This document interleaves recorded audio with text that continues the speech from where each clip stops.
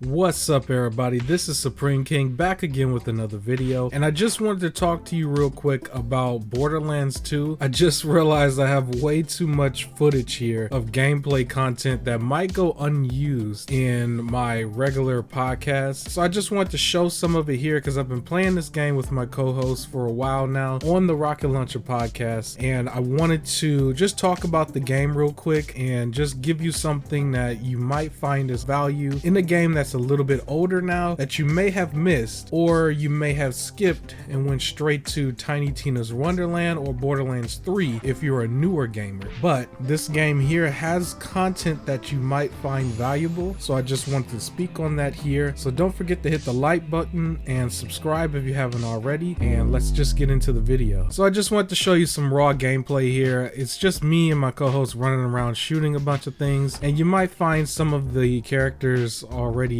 familiar just from this particular game. One character in the game I believe is Claptrap, and it's basically like a little robot. It almost reminds me of Alpha 5 from Power Rangers. He's annoying and funny at the same time, and he's just there for some comedic value. This game is mainly about you being a bounty hunter for hire, and you're doing a lot of tasks for different bounty hunters and different people throughout the map of this game, and you're basically just shooting and collecting, protecting and saving certain people, leading all the way through a particular story that's a little bit more spread out amongst a lot of side missions that you would play. There's a lot of different animal creatures in this game out in the wild, and you would basically shoot them because they're going to attack you if you get a little too close to them, you know. There's also the element of being inside of a battle mobile, I guess, because it's like a tank, but it's like a roller derby at the same time. And then there's like the gunner who's on the back who can shoot at some things. There's giant spiders everywhere and giant bug creatures as well, and so it's just a lot of fun. You're shooting in first-person shooter style. It's no different than some of the newer games. You have the element of a shield, and with the shield it's similar to how Halo is, where it could take only so much damage, and then afterwards it needs some time for you to actually charge the shield without taking any damage. If not, then you'll take health damage directly to you, and then if you die you just have to respawn. Typical shooter, right? But the game is still fun. It's very fun. It's very reliant on upgrading your guns once you hit new levels, so there is a lot of RPG elements there. You'll get higher grenades as well as you go along, and then it's still a looter shooter. Everything drops loot. You'll find loot all over the place in these little containers all throughout the map as you move along and progress throughout the game. So I just wanted to highlight this here. I've been playing it completely co-op with my co-host for about a little while now, pretty much the entire summer, and maybe a little bit before the summer. Borderlands has a lot of content in there. Some of it is definitely repetitive, but if you're not playing it every day, it doesn't feel that repetitive, because once you come back around to it after taking a break from something that might be a little bit more newer or more bigger or more like trendy at the moment, you can still have some good fun with just playing a regular old shooter here. And this game has a lot of comedy in there. It's got a lot of Borderlands charm. There is still a set amount of characters that progress from one game to the next, so you will find yourself very familiar with some of the characters coming off of the first game. I will say the first game is a little bit more rough compared to this one. They definitely tweaked and fine-tuned a lot coming from game 1 to game 2. If you start game 2 and skip game 1, you wouldn't miss the story, but it is still good to play the first game. I would say the Game of the Year edition enhanced, if you could find it out there. I'm pretty sure you can find it cheap pretty much anywhere, online, on PC or on Xbox or PlayStation. It really doesn't matter, it's everywhere, right? But I will say that one was a little bit more rough. This one is a lot more easier to play. You shouldn't have to worry about repeating too many missions. Sometimes you will repeat a mission if you didn't do an objective correctly. Other than that, I would highly doubt that you repeat a whole lot of missions back to back. You should blow through this game without too many problems, and I definitely recommend this over the first one, but still play the first one if you can get your hands on it, because I'm pretty sure both of these games are very cheap now because of all the new games that are coming out under Borderlands, which includes the Telltale series, and I'm pretty sure there's going to be a Borderlands 4. Well, that's all I got for you. I just want to touch on this real quick because I got way too much footage of it, and so I thought maybe I can just